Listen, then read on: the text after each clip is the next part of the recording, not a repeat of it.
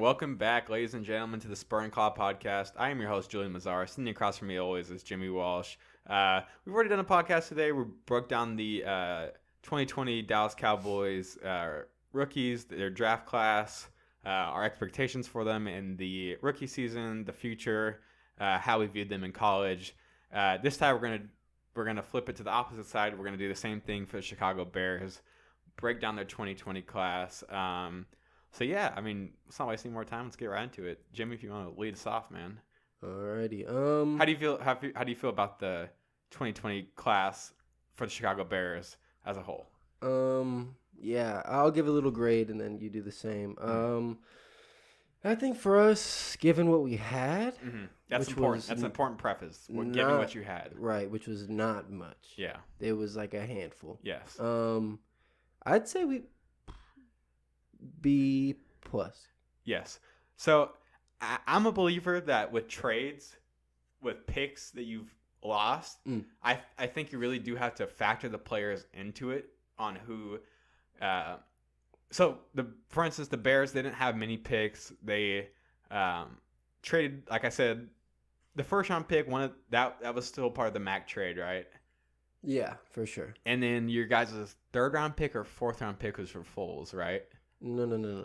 So we this year, the first round pick was Khalil Mack, and then we traded our third last year for David Montgomery. Oh, I see. To trade for David Montgomery, I'm almost positive, and then we traded. Was it a future pick for Foles? Was it 2021? It was next year's fourth. Okay, for Foles, and then and then if it's 2021 though, that's not too bad. No, yeah, it was 21. If you do like a year in advance, they pretty much knock it down one round. So like pretty much a 2021 fourth is almost like a 2020 fifth. Makes sense. Yes. So yeah, and then of course we have a few more picks missing later, but it had to do with the draft unfolding. So we'll just jump into our first pick. Which was 43 overall. And going into this pick, I really didn't know where we were gonna go. Yeah, could have gone a couple different ways. For sure. And I'm not completely surprised though. You guys went the direction you did. No, just because of our team. But we went with the local hometown kid, Illinois boy. Yep. Cole Kmet, tight end out of Notre Dame. Like I said, the 43rd pick. Overall, which was 11th in the second round. So this was like, it's one where beforehand, like, I thought about it, but you don't think your first pick is gonna be tight end. You know, and not that this my quick opinion on it, I think second round's a great pick or a second round pick is a great spot for a tight end. Yeah, it was such a strange tight end class this year. There was like a lot of guys that were like super similar and they were hard to like pick through. I'm kind of upset at myself that I didn't have Kmet as my number one tight end, because looking back, I probably should have had him as my number one tight end. Yeah, I think I had Troutman ahead of him, and it was such a weird class. Like Kmet was mine. Yeah, but like I think Ossie was yours. He was like maybe my second or third. I was pretty high on him. Hire me, Patriots. So yeah, I was kind of mad at myself that I didn't have Kmet. I didn't hold him in a higher regard, just because I think he's an all-around guy.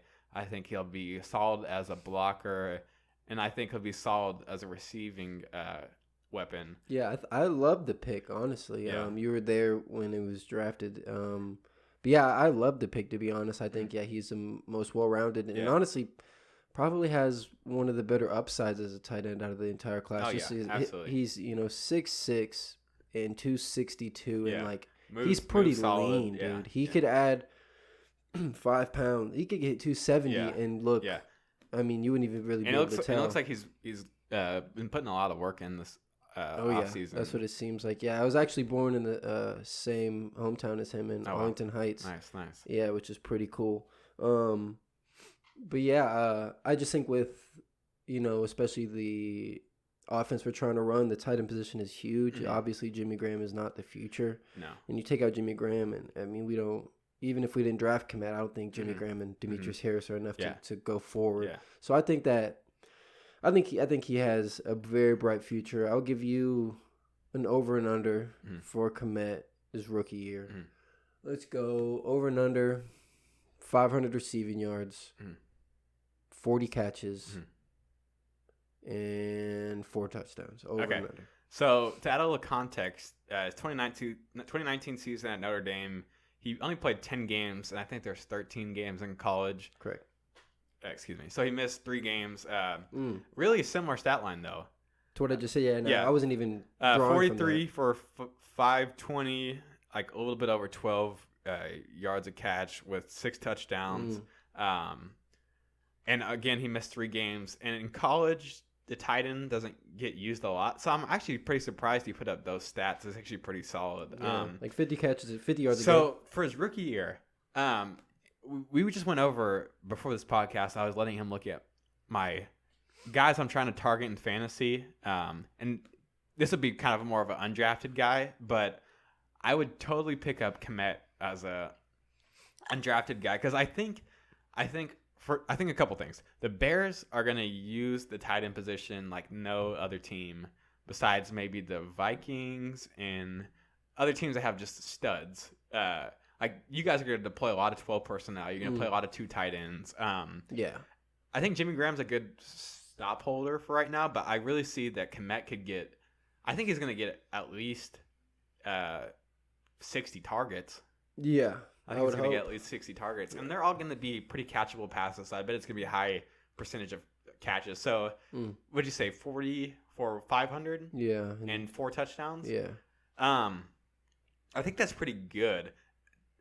It doesn't happen a lot that tight ends transfer well in their first year. But I'm going to say that's good. I can even see the touchdowns being a little bit more just because he's going to be a red zone guy, I imagine. I could see over on all of those, to be honest. If that'd be a very good year. Because he could be y'all's number 2 receiving weapon. He could be, easily. Besides Robinson? Anthony Miller, I think, is going to be legit. Yeah. We can't forget about him. But yeah, I think he's going to play a pretty prevalent role. He's probably going to become a better blocker than Graham. And yeah, I just think he's going to play a lot of snaps. Yeah, that's what you're hoping for your second round tight end for sure. So yeah, I think the pick is, a lot of people hated on it. The Bears needed it's all the Adam Shaheen backlash. It's the team. It's nothing to do with the player. It's just like the fit, or not even necessarily the fit, but just the Bears drafting. It's the Bears. Yeah, and it's the first pick. We had some holes, offensive line. I think a lot of people were hoping for. Yeah. But it seems like Kmet is Nagy's guy, though. It does. And I think he's been his guy for quite a while. And that's why I think you're probably right about him being a little bit over those stats, because Nagy is the type that he's going to scheme specifically for him. And he's smart. He's not I think he's a durable dude. Yeah. He'll take hits really smart guy. Yeah. He's a prototypical guy. I mean, you want your tight end looking like that. Yeah, that typical wide tight end. So, yeah. I think that's, I'll give the pick an A just because I love the kid. And I think if it pans out, there's no way you can look back and be like, well, still, it's second round. It don't matter at that point. And already right now, I can already tell it's going to be so much a better pick than Shaheen. Even I was super high on Shaheen. I was too. But I just feel immediately really so much better about it. Yeah, I do too, for sure. So, yeah. We'll jump into our second round pick, which is a bit of a luxury. Yeah, that is. You can't. Yeah, if either one of these guys turns out to be a really good player, you can almost consider that like a first round pick. That's what I'm saying. Especially with how the board fell. I mean, there was quite a bit of solid players in the second round. This might be probably my favorite pick for y'all. Yeah. Yeah. So who is it? 50 overall. The second round, we went Jalen Johnson, cornerback out of Utah, and this pick there were so many corners in this class, like so many top corners, like easily 10 that were like, I feel like he's the most overlooked corner this year. Oh, yeah, I think he easily was, and I think he knows that too. I think he was a bit upset. I think he really thought he was going to go first round. Yeah, but he's got great size, 6 foot, about 200 pounds. Ran pretty well in the 40, I think it was 4.5. But in the Pac-12, he played very well though. He played very well. Yeah.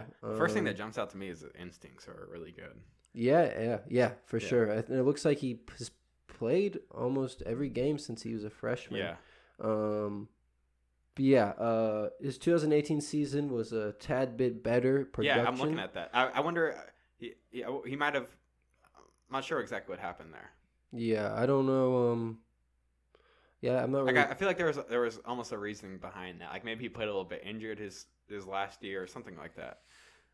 Well, last year he did get 11 pass deflections this past season. The year before 4, so he might have just been a little more shut down. Yeah, he's getting his hands on the ball a little bit but more. when he gets the ball in his hands, as he had a pick 6 this year, pick 6 last year. That 2018 season, he had a lot of yards on those picks. Yeah, he gets that ball and he runs. Averaged in 2018, he averaged 31.5 yards per interception. That's crazy. And he had 4 interceptions that year. Yeah, that's crazy. With the touchdown, so he had a pick 6 that year. So last year he had 2 picks. But the pass defenses, 11. That's quite the jump from the 28. That's almost a better season, really. Yeah, it definitely is. I really like this pick for y'all, though. I think it fills an immediate role. I think he's an instant starter. Yeah. Right off the get-go. I think it matches Kyler Fuller's skill set well. I do too. They're similar players. Do you think he's a better off-ball zone type corner, or do you think he's like Kyle Fuller is, or do you think he's more? I think he's more like Prince in the fact where he's a little more just sticky. You play a little bit more man. Yeah, he's pretty big, man. I see him. It's hard for a rookie to come in and try and make a style like Fuller. You don't want your rookie playing 10, 12 yards off, and then trying to just rely on athleticism and instincts. You gotta definitely, have him challenge the receiver. Yeah, you gotta teach the techniques first and all that. But I love this pick. I think this pick is great at 50. It is amazing. I think he's gonna be a pretty versatile player too. I do too. Yeah. I think he's definitely a ball hawk. And last year we had Prince, who I think was a bit underrated. He was very solid for us, though. I wouldn't say he was one of the best number 2s, but he was definitely serviceable.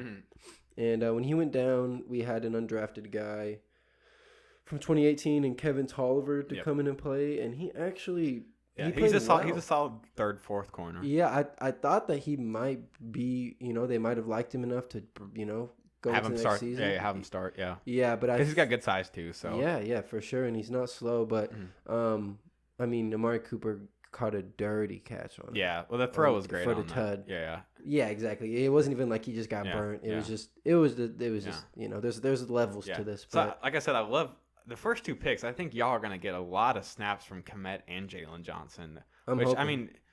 That's really what you want. Is you want your first 3 picks to be starters right off the get go. And that's, I don't really know why Johnson fell. It might have been a bit of an injury thing. I heard some talks with that, and maybe because he didn't light up the combine. But that Utah defense was nasty, man. They were nasty. So I'm a big fan of this pick, man. Yeah, I like it too. And we had to make both these picks count because the next time we picked was 5th round. Round, over 100 picks later. And the thing about this pick is that we were really lined up to pick 163, but we traded into the 5th round. Oh man! So we only that was a good move.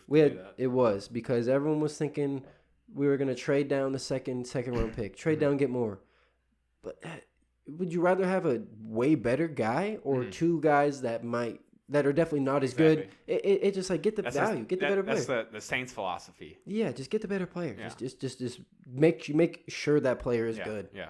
Instead of just bodies. Yeah. So I like that, and I like that we traded up into the 5th. I think we traded next year's 4th round pick to trade into the 5th this year, which so you could basically say, we put a bit more value into him than just like a regular 5th round pick. I bet y'all will have some comp picks coming your way for next year too. That's possible. Help out with that. And you guys will have a 1st round pick next year, so that's really great. Hopefully. Let's just not speak too soon. I say Ryan Pace will keep us on the edge of that. So who's the player? We got? 5th round, 155 overall. We got Travis Gibson, edge player out of Tulsa. And I was not too familiar with him, to be honest. I probably should have did just a little bit more research. That's another one where I was disappointed that I didn't know more about Me too, because whenever I saw him, he seemed like, 100% going to get drafted. Yeah. I should have. And was this, I got a question. Was whenever y'all drafted him, was that before Robert Quinn? No, it was after Robert Quinn. Robert Quinn? Okay, nice. I like that, though. Yeah. I like that. Yeah. I like it was that order, not the other order. Yeah, for sure. I think we would have probably spent a second on the edge guy, which I'm glad we did not. So how do you feel about that rookie impact? Because I'm not sure if that's where it's going to be at. I think you'd be surprised because Travis Gibson has great size coming in. A lot of edge guys, even a lot of top edge guys, come in just undersized. They just need weight. He's 6'3", 260 plus. Yeah, and I'm reading solid. Right here. It said he gained 60 pounds in college, so that's impressive. Yeah, I actually forgot about that. Yeah. Actually, you can look up pictures, and I think he played receiver, something like that. But he was a small dude. Yeah, I forgot about that. Wow, yeah, great point right there. Another one of those Tulsa kids. Yeah, exactly. Him and Reggie Robinson. Reggie Robinson, yeah, they definitely went hand in hand last year with the production. And looking at Gibson's production, he's been pretty consistent.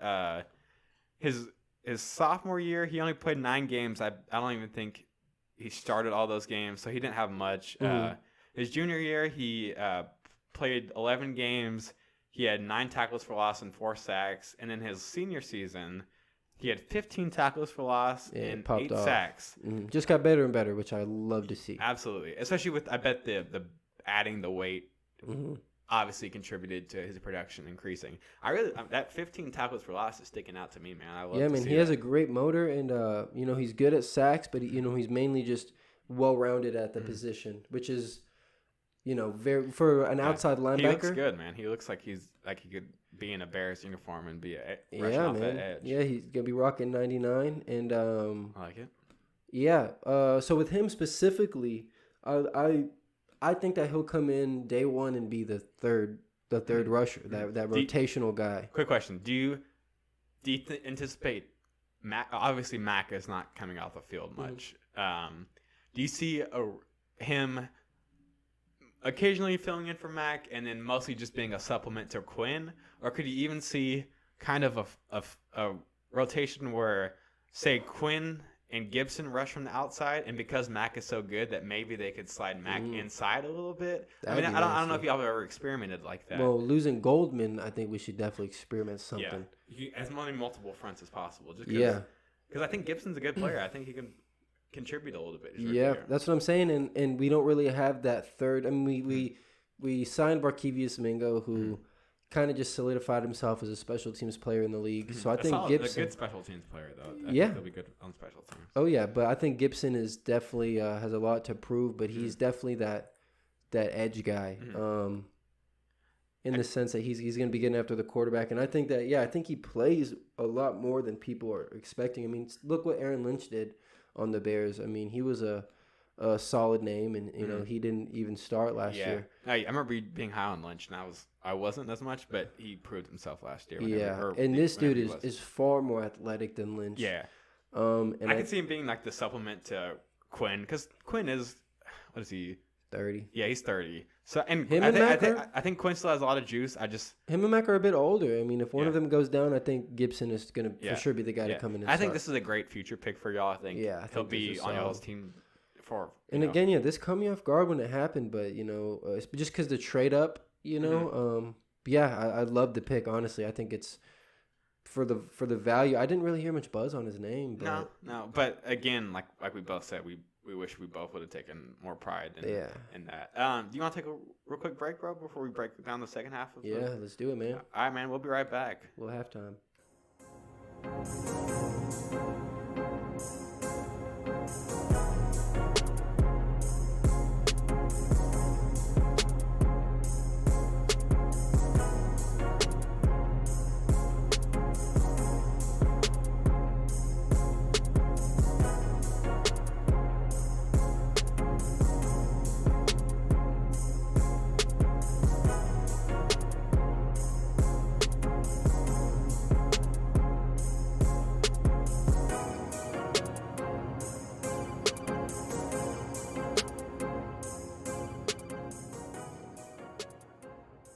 And we are back with the Spur and Call podcast, breaking down the 2020 Chicago Bears draft class. getting to the second half of the draft class, who do we leave off on, man? Gibson, right? Yeah, we went over Gibson just now, and so we'll jump into our second fifth-round pick. A lot of fifth-round picks. Yeah, that's a sweet spot. I feel like I'm liking the names I'm seeing in this fifth round. Yeah, man.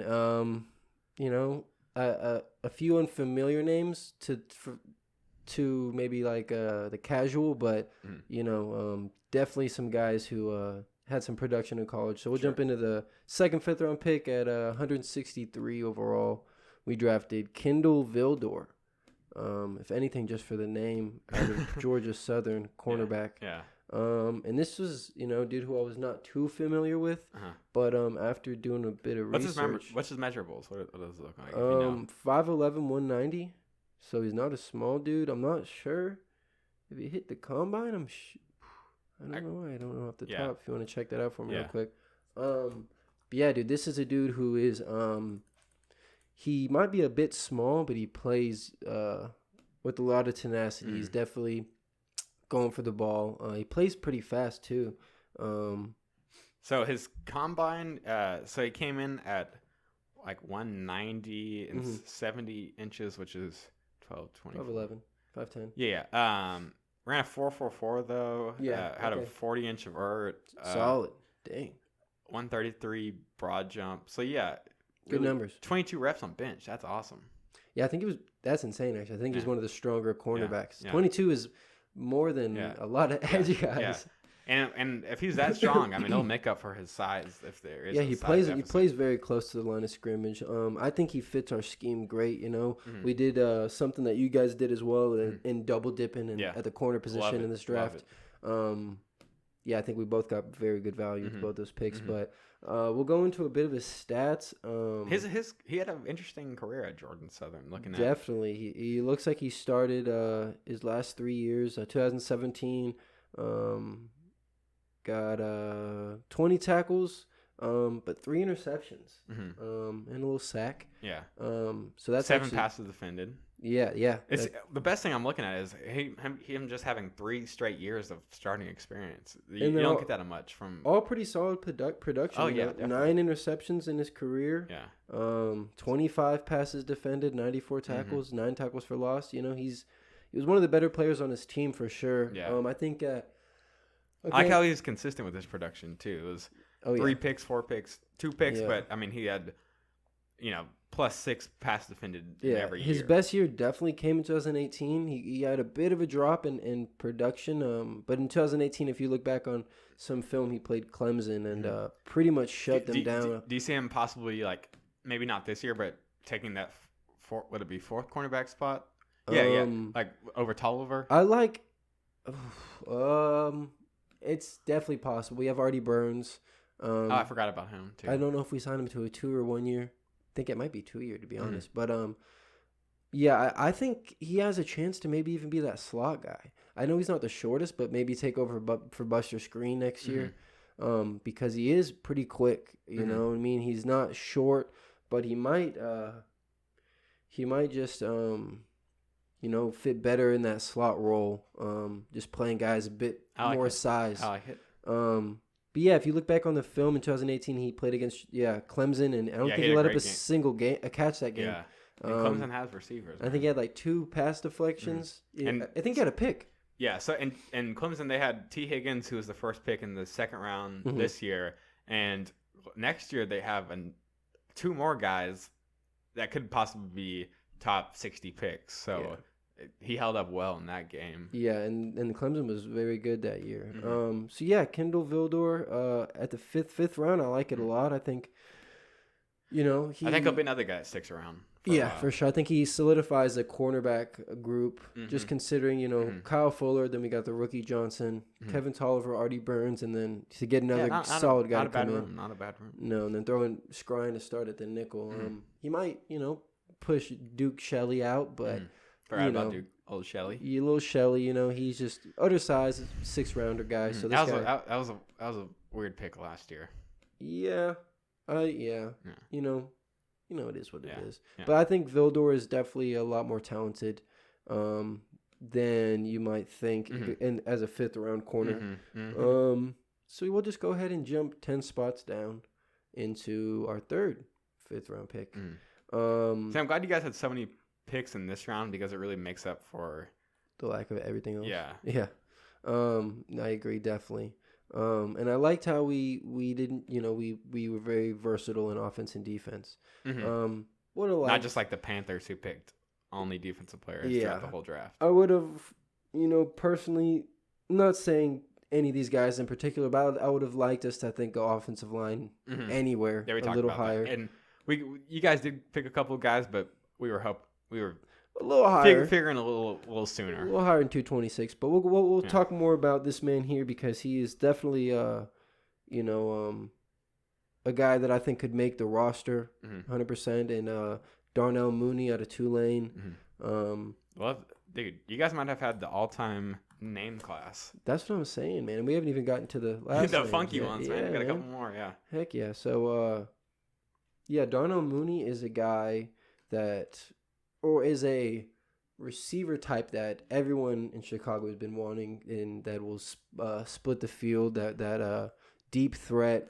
I think Taylor Gabriel was just too small. He was really small. His routes looked so funny. It was so... He was just too... He would go deep, man, and he would do his thing, but he was just too small to really be a threat. Yeah, but Mooney being a 4.38 guy, I mean... That's what I mean. I think he won one of the faster 40s in the draft, and he's 5'11". He is 174, so he's a bit thin. Yeah, but... Bit thin. Y'all will get him in the weight room and whatnot. He'll...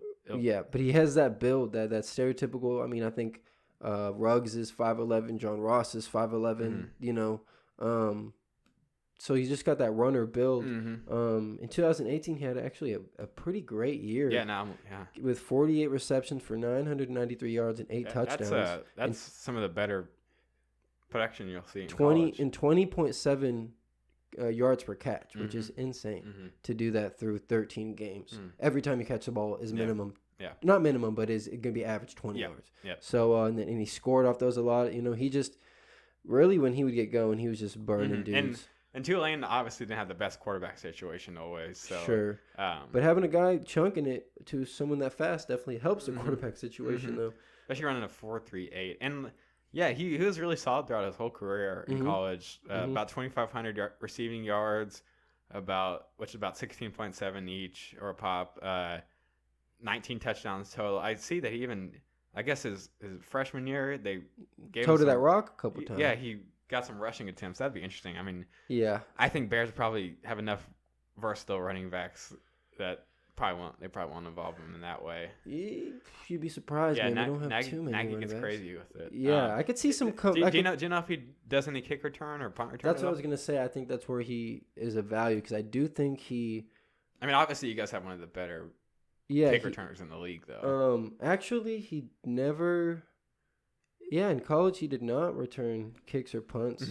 I think maybe because of his size, but I think he's got a potential to be there. I know why not, man? Tariq and the best returner in the game in Cordero, but yeah, I mean, if he can add some kind of, I see him just playing special teams in general with that speed, but if he can add some value in returning, that would be ideal.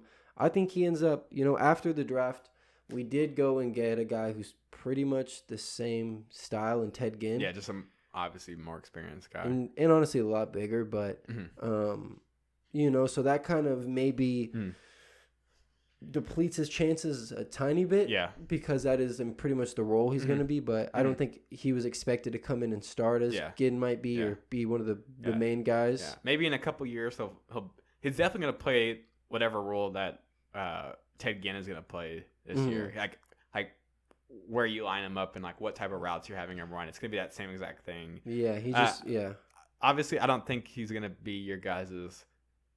I think it'll be your 5th receiver. He might be 6th. Who we got? Allen Robinson, Anthony Miller. I'm just going to put Ted Ginn there. Yeah, Wims. I put Riley Ridley above Wims. Yeah. And then Cordell Patterson. Yeah. Javon Wims. That's already 6, huh? Yeah. Am I counting right? Yeah. Well, it just depends how y'all designate. I think that Cordell Patterson might be a running back. Yeah. And I haven't not seen much. I think y'all do that even if he doesn't play complete running back. I just think y'all do that just so you can put them on the roster. Yeah, especially with the 55. Yeah. I think, yeah. So I think we might even carry 7 receivers, including Mooney. So a little quote from his college coach, and obviously college coach is a little biased, but the quote is, he can turn a bad throw into a good catch. So with that speed, I mean, if you have good hands, I mean, you can if you combine that with route running, you can do whatever you want in the NFL. Yeah, and if Foles comes in, he's known for throwing it deep, so I just think he'll be a good complement to Robinson, who's that possession route runner, Anthony Miller, who's a slot, he just gives us a bit more versatility, which is nice there. More numbers. Yeah. So I guess we could just jump into real quick. Yeah. Cover the last 2 picks. And I also want to get into UDFA after that. Yeah. Yes. Yeah. So we'll jump in real quick. We'll go over. We had 2 back-to-back 7th-round picks. What we did with them were we finally addressed the offensive line.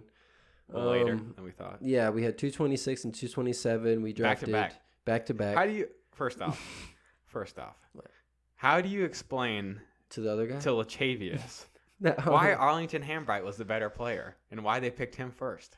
That's a great question. And also, imagine if Lachavious makes a roster and Arlington doesn't. Hey. Just kind of weird things can go there. That's just how the league goes. Yeah. So we got Arlington Hambright at 226 out of Colorado, and then Lachavious Simmons out of Tennessee State at 227. The pig. Yeah, they're both just kind of bigger, beefy dudes up in the middle. Lachavious, I think, can play offense. I think they both play guard and tackle. So I think we pretty much just got them for. We just threw it out there. It's a gamble. Yeah, and we got 2 options now. It's a lottery ticket. Yeah, we need help there. I feel like for some reason you expect one of them to pan out to be like an okay player, All we need is a guy to make the roster. I mean, is it 10th offensive lineman, 9th offensive lineman? Do you know enough about the 2 to distinguish which one you think would have the advantage over the other? I honestly don't. I mean, I'm trying to look at their measurables right now. It would have to be Hambright. He got picked before. Yeah. I mean, so they're both looking like they're 6'5". I think Lachavious Simmons played more offensive tackle than Hambright did. Okay. We mentioned earlier, Hambright's been on 3 teams. Mm-hmm. So they're both pretty similar. 6'5", about 310-ish each, give or take. Yeah, they're pretty big dudes. I would probably give Hambright the advantage just because he was picked first, and it's saying he's got pretty solid athleticism. But I would choose him a little bit more because him playing in Colorado versus where Lachavious played, I think he might have faced a little bit better competition. So that's where I'd give Hambright the I'd slight have to agree advantage. on that one. Who's the second guy though? The pig, man. The pig. Yeah, I really don't know too much. There's really not much tape on these guys. These guys are those scouts who really dig deep into of course. They know. I bet the scouts have been eyeing these guys for the whole entire college year last year. That's what I'm saying. So I think that Lachavious Simmons out of Tennessee State, by the way. Yeah. I think if they, So you see both of them playing guard though, like. We don't have any tackles, dude. So honestly, Alex Bars plays tackle. Yeah. I mean, you guys signed Spriggs? Jason Spriggs, yeah. Who didn't even play a snap in the league last year. For y'all? For any team. What do you mean? He just was a free agent all year. Spriggs? Oh, okay. Gotcha. So that's not a sure thing. The last name Spriggs just sounds like it's a solid lineman. He was a 2nd-round pick a few years ago. Yeah, I remember that. Yeah. You're right though. He does. Yeah, he looks like one. Mm-hmm. But do you expect both of them to make the team or just one? That's the thing is, it'd be nice. Like, why not just throw him at the end there? We really don't have much depth. I think our best depth guy is like probably Spriggs.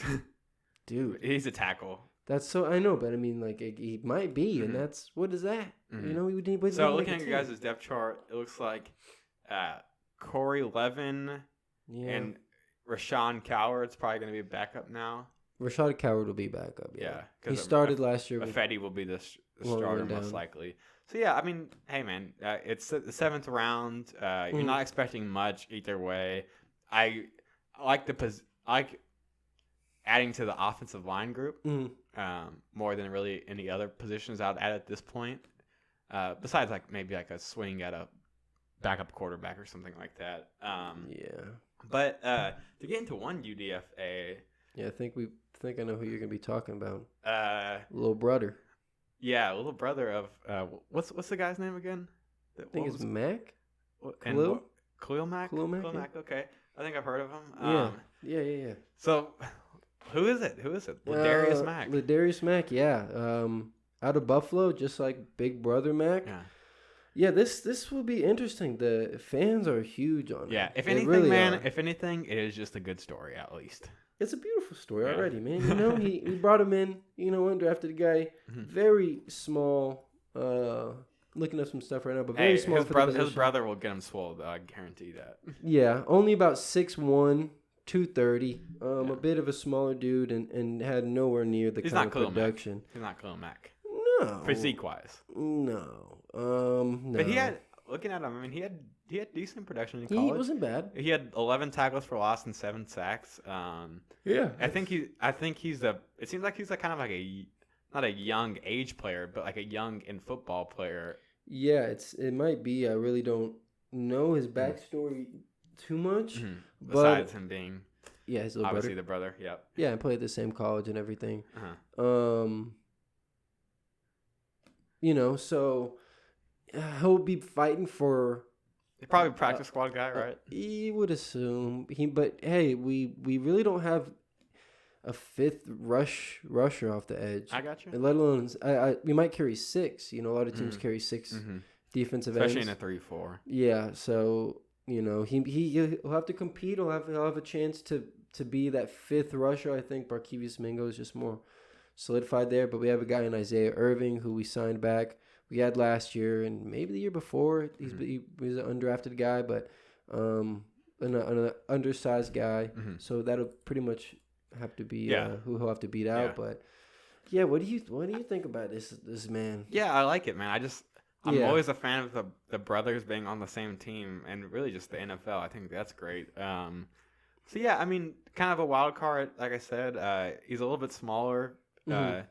guy, but I mean, if you have a brother like Khalil Mack, he's gonna get you in the weight room. You're gonna Sure. put on weight. He's gonna make you look like an NFL player. That's what I was telling you about back a few years ago when old TJ Watt was coming Oh out. yeah, no, And and trust me, I learned my lesson then. This man said that he's not big enough to play defensive end. I said he's got a That's brother. That's not what I said. That's what you said. That is what the Dallas Cowboys were. You telling said me. You said that you wouldn't want him as much as Taco Yeah. because he was Yeah. outside linebacker. Yeah.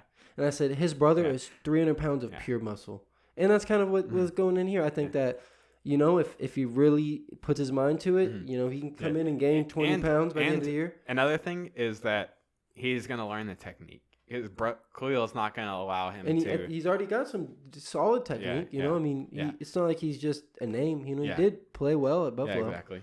So, yeah, man. I think overall though, like just viewing y'all's class, I think y'all did it's a weird one, huh? a solid job on. It is a weird class, and you guys have had that a couple times in a row now, just because like you guys have had a bunch of last picks year was missing. just- So you guys got to be frugal and whatnot. you gotta Right. make what you can of what you have, and I think y'all did that. I think that 5th round, having 3 guys that are all quality, I think that really makes up for not having like a 3rd rounder or 4th rounder, just because I feel like either one of those guys could have filled in that spot. So yeah, I think y'all did a good job. I think y'all got really starters that are gonna play a lot in the first couple rounds. And yeah, man, I think it's a solid class overall. Yeah, I think for what we had, we definitely made do for sure. Even if a couple guys don't pan out, I think there's. And of course, if you consider that Khalil Mack's part of this. You're right. Yeah. Yeah, definitely. If you say that our first round pick is Khalil Mack, then it's definitely that could be the only pick. Yeah. You're excited to start looking into some first round prospects next year. Let's wait for the season. No, I'm saying in general. Right. The idea of having a first round pick, it's going to be refreshing for you. It's gonna be beautiful. Yeah. as long as the Chicago Bears don't find a way to Trade trade it out of for it. like a 30-year-old quarterback or something. Yeah, I could see us exactly. doing. So, man, we're looking at about 40 minutes right now, so I think Yeah. we should just go ahead and cut it up right here. I agree. I appreciate y'all tuning in to the Chicago Bears 2020 draft class. Mm-hmm. Yeah, y'all take it easy and be safe. Alrighty. Later.